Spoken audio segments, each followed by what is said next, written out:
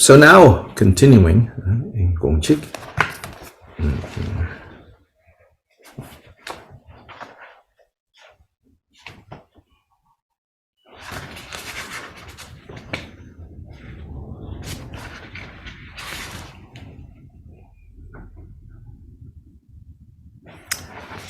So the statement 5 of this chapter on secret mantra, it's a statement that I think we can relate to and we need to understand. So what does this statement say? So this statement says, generation stage is primordially the absolute nature. And so generation stage is from the beginning, as in the beginningless beginning, as in it has always been of the absolute nature.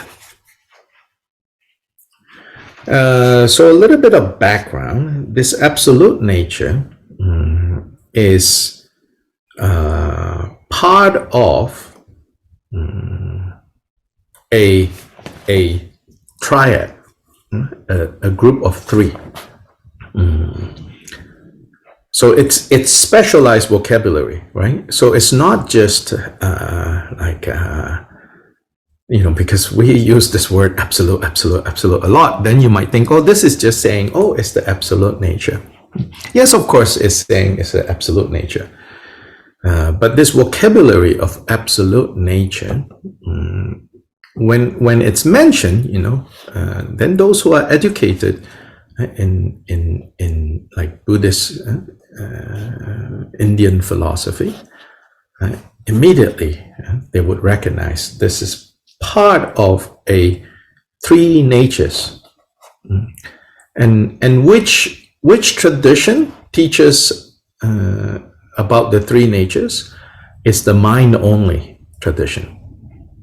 And so again, zooming out, it is said that in late Indian Buddhism, the Nalanda system articulated that, kind of summarized everything and said that the whole family of Buddhism, with all its different traditions, lineages, if you summarize their philosophical differences, basically you divide them into four groups. Of course, the reality was way more complex than four groups, but this is a way to kind of, overall, if you summarize them, you say that there are four significantly different traditions with their respective viewpoints, their respective ways of explaining things. Of course, these four, they share, a lot of similarities. Otherwise, how do they belong to the same family? So think of it as like, the four kids in a family. Their DNA and all that is, from the same parents. So these four traditions are Buddhist. Yeah. So these four, they are called the Vaibhashikas, or the particularists, the Sautrantikas, followers of Sutra. How they got this name, followers of Sutra? Of course, we are all, followers of Sutra. But they got this distinctive name because this particular tradition, they don't accept the authority of the Abhidharma. Doesn't mean that they don't read the Abhidharma collection. It just means that they don't think that that is part of the Buddha word. They say, well, maybe there are helpful things in there that great masters articulated, but we don't accept that as authoritative, completely authoritative. Right? So they are known as followers of Sutra, Sautrantika. And you can say even particularists, right? This Vaibhashikas. When used to refer to this particular group, then it's this particular group. But in a general sense, part of the Buddhist tradition is taking the approach of particularists, as in looking at the particles. Looking at reality on one level, reality to be the coming together of particles, meaning there is no absolute, thing, that they are all constituted of these particles that are constituted of particles. Then the third tradition is called the mind only, or Chittamatra. And mind only, again, as a general term, all Buddhists, I would say, or most Buddhists would accept it.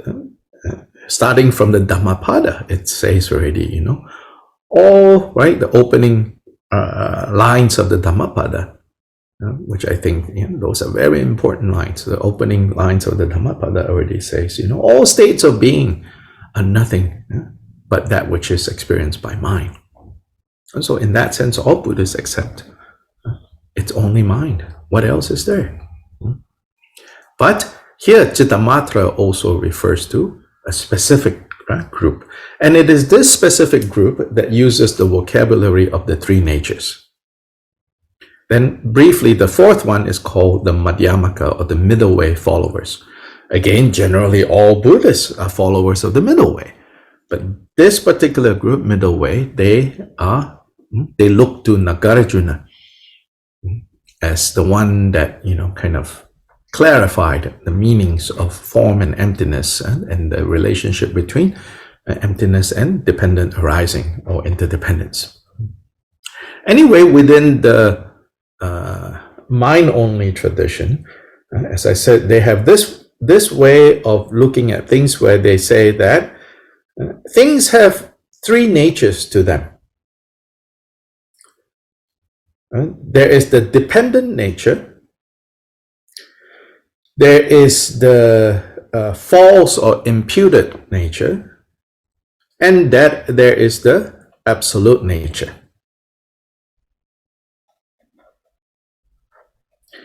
The dependent nature is, in a way, you could say, that neutral nature, the neutral aspect of everything. When that neutral aspect of things meets a confused mind, then the false or imputed nature arises. When that dependent nature is cleared of confusion, is seen not by confusion but by wisdom, then that is absolute nature. So very briefly, so this is how they use these three nature to analyze, to kind of relate to everything as having these three natures. The dependent nature purified of the imagined or the imputed nature is the absolute nature. The dependent nature, having lost this realization of the absolute nature, is by default then the imputed or the false nature. So that's how. So here, when Kyobpa Rinpoche says the practices of generation stage, they are part of absolute nature, and they are not the dependent nature. In other words, he's saying that. So they are not neutral, and they are not the mistaken nature or the imputed nature or the false nature. See, even in imputed and false nature, right? In Chittamatra, they're not saying that, all falsity, all imputations are equally mistaken. They say there are imputations and there are false things that have relative value. And when Kyobpa says that generation stage is absolute nature, and therefore he's saying it's not imputed nature or false nature, he is addressing some who relate to generation stage practice as merely a technique that is contrived, that the Buddha designed, and then to help us overcome one kind of confusion. But ultimately, it's false.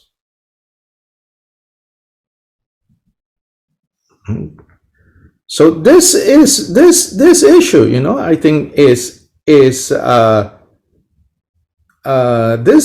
issue is related to the broader issue of like all the teachings and all the practices. We talk about how they are finger pointing to the moon, right?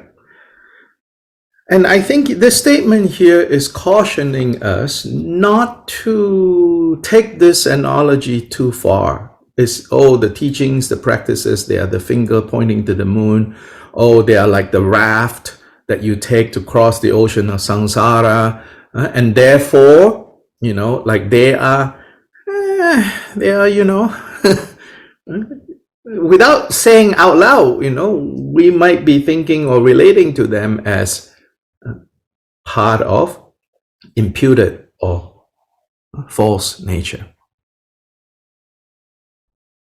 And then what is the problem with that? We become too loose relating to these practices, these teachings. So here in this statement and elsewhere, whenever Jigten Sumgon comes to this set of issues, I feel that what he's trying to say is that you also cannot relate to these practices, and here specifically the generation stage practice, yourself is Buddha. You cannot relate to it as merely finger pointing to the moon, merely the raft that you take to cross this ocean. Yeah, he's saying that, especially in the case of this generation stage, it has always been part of absolute nature. And here he's also saying then, specific now to generation stage, that the real meaning of generation stage is probably not what we think it is. So if we cannot see how generation stage is about this absolute nature, then our generation stage practice or our creation stage practice still needs some refinement. So to link this then to, for example, in our discussions of the individual liberation vows. So the equivalent there would be to say, these individual liberation vows, maybe not so much the 5 lay vows, because they are clearly, the moral ethical dimension of these 5 lay vows are quite clear. And they are the main point even of the monks and nuns' vows. But the monks and nuns' vows in particular, they have different rules or precepts related to clothing, related to the bowls they use, related to the sitting cloth, and so on and so forth. Those, we might think, that's just cultural, that's just Buddha's time. It's the culture. Yes, of course, on one level, it reflects part of that culture. But we should not think it is just that. Right? To just think that, it's just part of that culture, right, is to say that this is part of imputed nature, and that it is part of false nature, but have some use, and therefore Buddha said, do it this way and not that way. But we should understand that even there, right, there is absolute nature there, as in the underlying principle of why you should only have this number of robes, why the sitting cloth you sit on should only be this size, why you should not eat at certain times, you should only eat at certain other times. The reason there is Buddha saw the absolute nature of all these things, and then Buddha taught us, gave us guidelines as to how to live in a way that is more, you could say, in sync, more in sync with the way things are, rather than the way we imagine them to be. So this is kind of the main principle, I would say, that we have to understand in this statement 5. Yeah. There's a question or comment?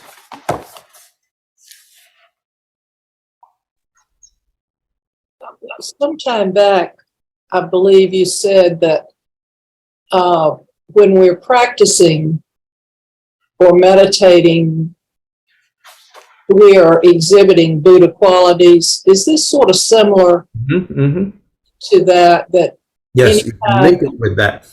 Yeah, don't relate to your practice as just practice, getting somewhere. Yeah, but that this is about manifesting the Buddha qualities. So then this is related to, in broader, if you zoom out further, you can say that there are two basic kind of models with regards to what is Buddha nature? Is Buddha nature a potentiality waiting to be realized, or is Buddha nature a reality waiting to be actualized? So is Buddha nature a potentiality waiting to be realized, meaning waiting to be developed? And it's like saying, oh, this child has a talent, but then that talent needs to be brought to fruition. Fundamentally, both positions, like beyond this thinking mind, right? It's the same. We're saying the same thing, but the attitude can make a difference. Whether you're thinking of it as a potential to be developed or an actuality to be brought forth. If it's a potential, you don't have to bring it forward. You don't have to develop it. No. If it's a potential, then you have to develop it. Or if it's actual, well, the same thing with actual. If it's an actual. What? Now I'm getting my words. Yeah. They're both the same thing. I mean, but okay, I see they're both the same thing. Thank you. Yeah, they're both the same thing, but the attitude sometimes it has to be different. That's why there's two ways of looking at this. And some would insist, no, it's only a potentiality waiting to be developed. So what they're saying there is you have to actively do. The other one, actuality waiting to be uncovered, it's not about doing, it's about undoing, because everything that we're doing now is murking up that actuality. So some would insist only this way, some would insist only that way. I say both is needed. On a lazy day, Buddha nature is a potentiality. On a frantic day, on a type A American typical day, Buddha nature is actuality. on a down day, you need a picker-upper. Maybe you need Buddha nature is potential or Buddha nature is actual, hard to say. Don't get fixated, because either way is based on this knowing that our nature is Buddha. If you want to line up these two attitudes, is it potential, it is actual, then this statement is leaning in the direction of is an actuality to be uncovered. So to practice the generation stage is to practice undoing that which is covering this nature.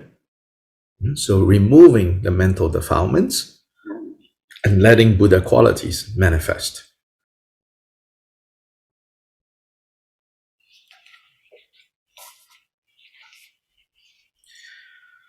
So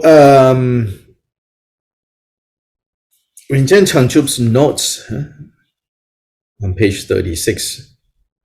The fifth Vajra statement, the generation stage is primordially, from the beginning, it's the absolute nature, should be combined with three supplements, three verses, three statements, sorry. Statement 29 in chapter 8, it is a profound key point to generate the deity instantaneously. So this is related to, there are several general approach to generation stage. In terms of like how many steps. So in very elaborate sadhanas, they are more gradual. First, you visualize the space mandala. Then on the space mandala arises the fire mandala, wind mandala, sorry. From the wind mandala, fire mandala appears. From the fire mandala appears the water mandala. On the water mandala, mandala here means circle, or, space. And then appears the water mandala, then appears the earth mandala, then on top of the earth mandala, and so on is Mount Meru, and then on top of Mount Meru. So this is the gradual creation stage. So here Jigten Sumgon says in statement 29, it's a very profound way to do, instead of that, the instantaneous, like in one moment, the entire deity with mandalas and retinue, all like suddenly appear. Now you can see why, Rinchen Changchup says this is related to this point. As in, primordially it has always been like this, so it doesn't need to be developed like step by step by step by step. Now, this is a profound point. Now, you should not think, oh, I'm going to do the profound way. You can only do the profound way if you have ability to be that profound. So here when it says, the profound key point, the profound hint or the profound clue, don't get carried away, and say, oh yes, that's me. That is meant for me. Not necessarily.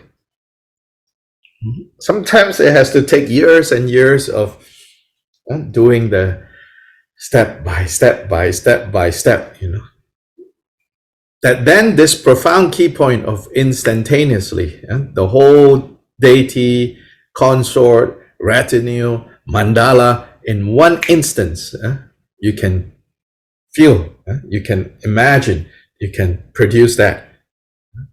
That, Kyobpa Rinpoche says, is a profound instruction.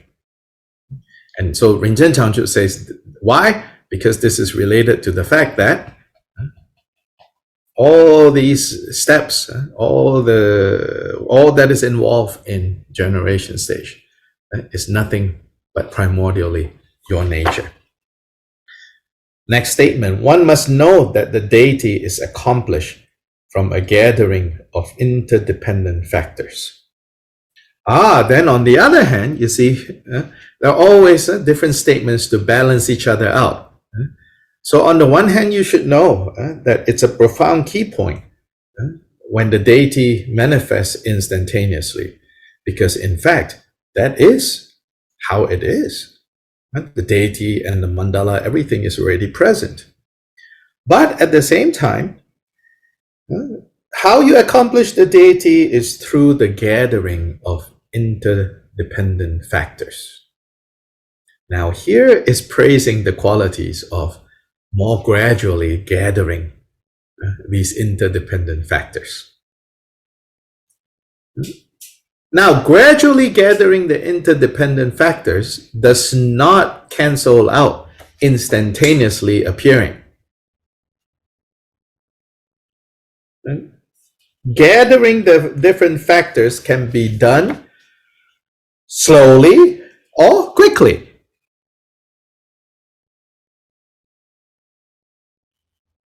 But nonetheless, it's the coming together of many, many factors, which right now, probably we are gathering them slowly, slowly, slowly.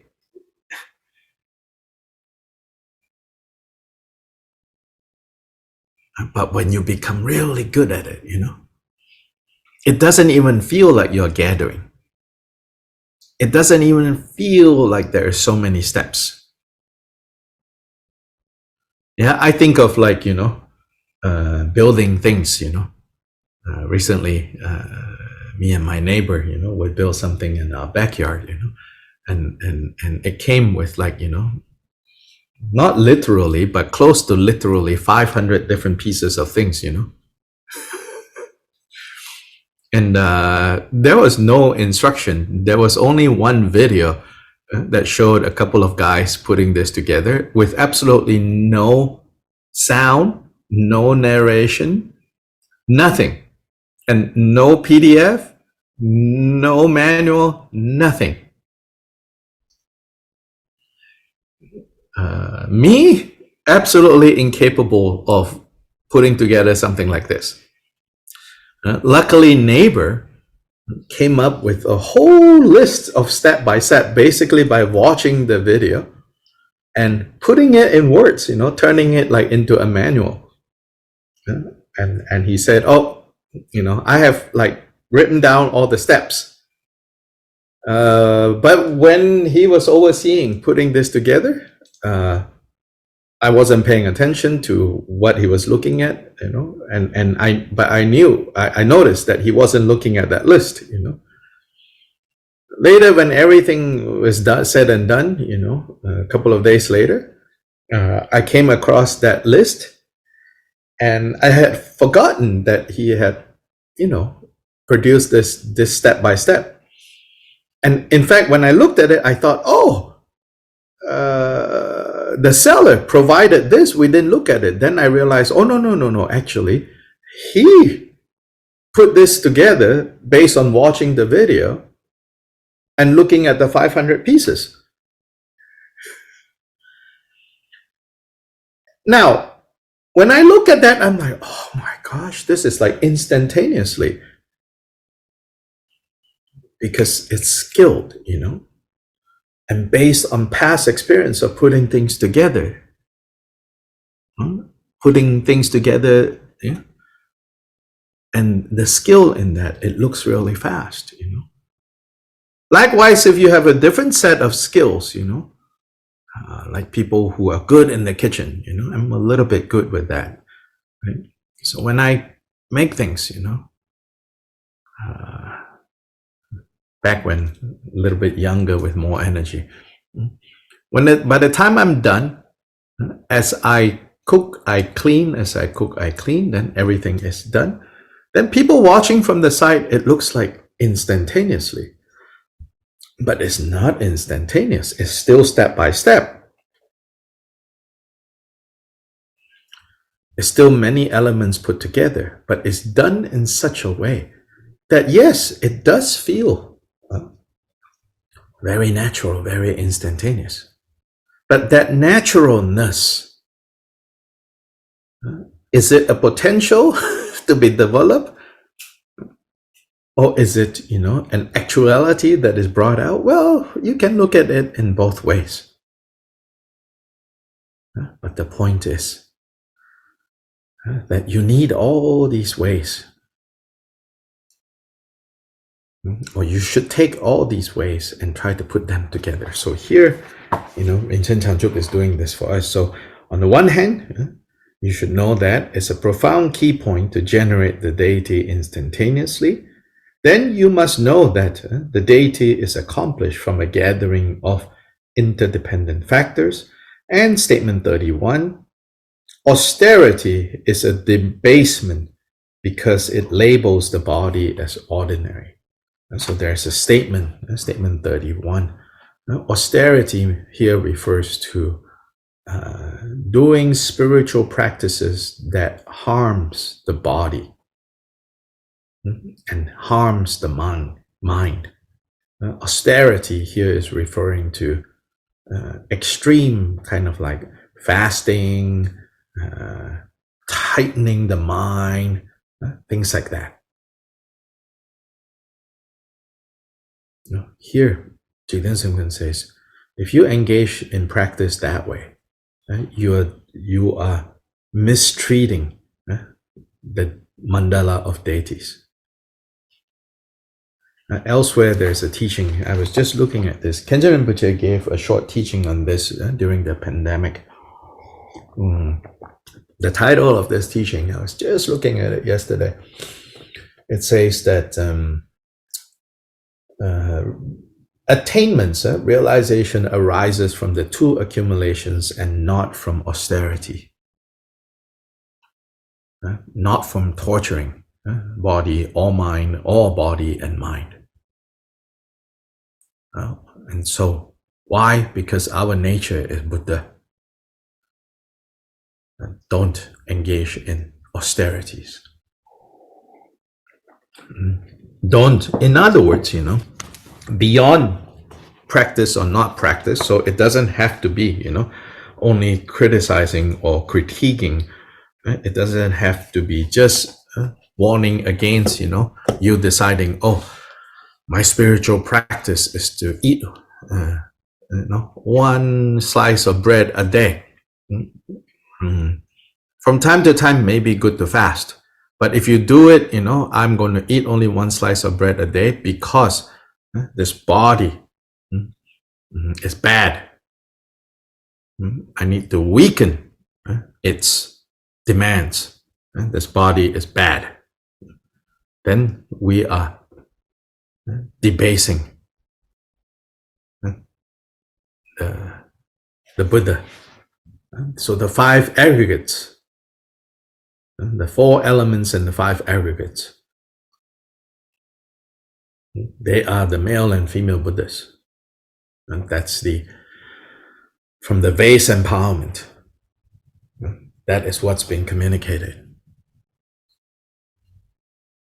And if you debase, so to say, you humiliate the mind, and so that's practicing austerity. You torture the mind and think, mind is bad. I need to free myself from both body and mind. I need to, So if you develop this kind of wrong view with regards to body, mind, then it's damaging. It's harming the Buddhas that are here, So anyway, let's look at Khenpo Kunpal's commentary now. In that way, referring to the statement before, the mind needs to be ripened through empowerment. So we need to be matured, ripened, made ripe, matured through empowerment. And then one needs to keep the pledges as if they were one's own life. Then among the two stages of the liberating path, first concerning the generation stage, one needs to determine that all of the world and sentient beings included in the aggregates, the elements, and the sense sources, they are primordially the absolute nature of the mandala of deities. In the footnote, it says, this means that the world and the sentient beings can be categorized under the 5 aggregates and so forth, and they are in their true nature a celestial palace or a mandala full of deities. As the path, one needs to visualize and practice generation stage through 4 characteristics, and thereby, as the result, one will become a Buddha in the essence of that deity one was practicing. Thus, the ground path and fruition are not separate, and moreover, the result is taken as the path. This is a special feature of Vajrayana. It is said in Vajra Tantra, due to these conditions, there is no doubt that sentient beings are Buddhas. In addition, the 10 months in the womb are the 10 bodhisattva stages. Thus, sentient beings are lords of the 10 stages. And so in the Vajra, it points out, it makes the equivalences and say that the 10 months in the womb are going through the 10 bodhisattva stages. So then when the baby is born in the world, it's like Buddhahood is achieved. So you have to train, and this is the training for the bardo of becoming, the bardo of rebirth. And now this is the true tuku. If you are able to be born in this way, then you are an authentic tuku, and not just cultural tuku. There are lots and lots of cultural tukus. This is just a type of skillful means that arose in Tibetan history. Tibetan people interpreting things, the Dharma, in ways to help their society. So as a result, there are lots and lots of tukus recognized based on culture. But here tuku means, nirmanakaya, right?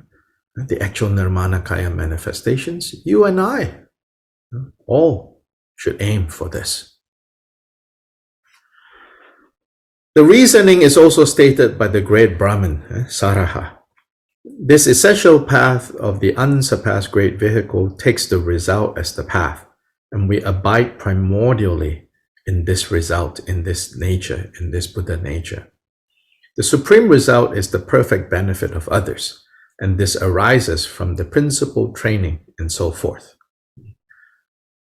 So this is also, Saraha is saying, so we are primordially Buddha, so we just need to recognize that, and then we need to exercise this Buddhahood. And what is the exercising of this Buddhahood? It's benefiting sentient beings.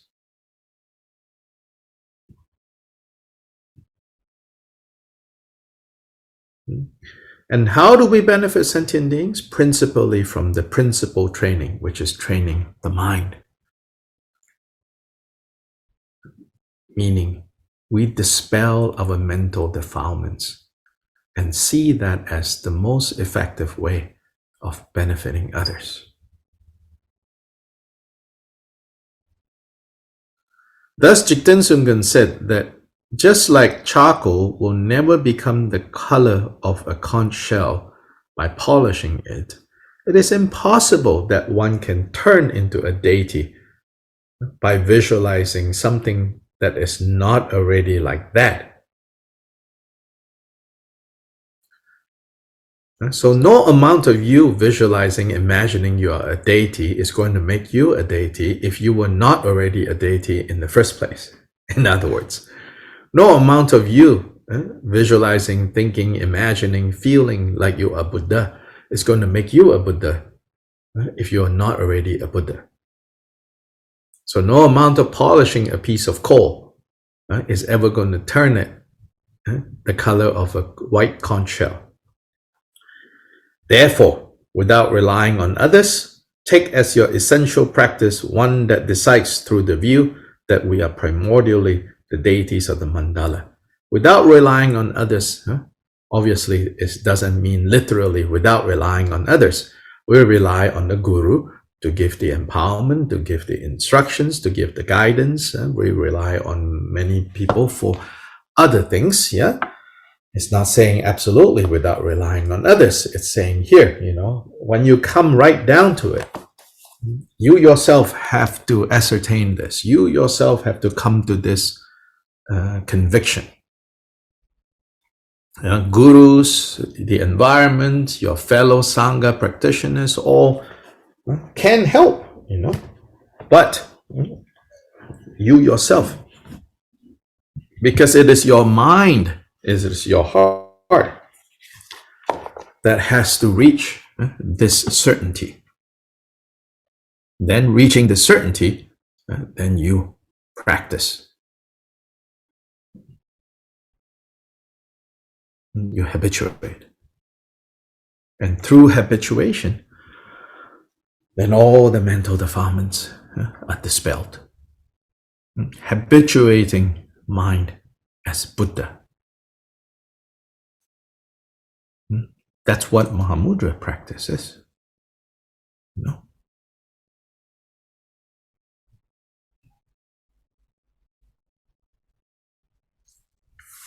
Now, dedication, page 10.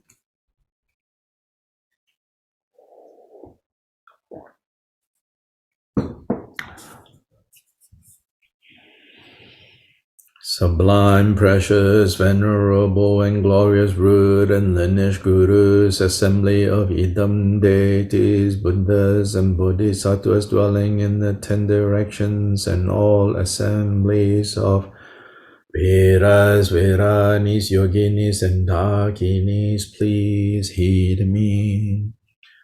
May the virtues collected in the 3 times by me and the entirety of samsara and nirvana and the inherent root of virtue not result in the 8 worldly dharmas, the 4 causes of samsara and the resultant states of hearers and solitary realizers. And may all mother sentient beings, limitless as the sky, particularly those enemies who hate us, obstruct us, who harm, those who create obstacles, maras who mislead, and their mara retinues, have happiness and be separated from suffering, and quickly attain the unsurpassed, perfect, and precious Bodhi. By the power of this vast root of virtue, may we benefit sentient beings with body, speech, and mind. May the afflictive thoughts of attachment, aversion, ignorance, pride, and jealousy not arise in my mind stream. May thoughts of name, fame, gain, respect, and so forth in this life not arise for even a moment. With my mind stream moistened by love, compassion, and bodhicitta, may I come under the care of virtuous spiritual friends, and having become as limitless as space, may I achieve the supreme attainment of Mahamudra in this very life, by the virtues collected in the 3 times by me and the entirety of samsara and nirvana, and by the innate root of virtue, may I and all sentient beings quickly attain the unsurpassed, perfect, complete, precious Bodhi.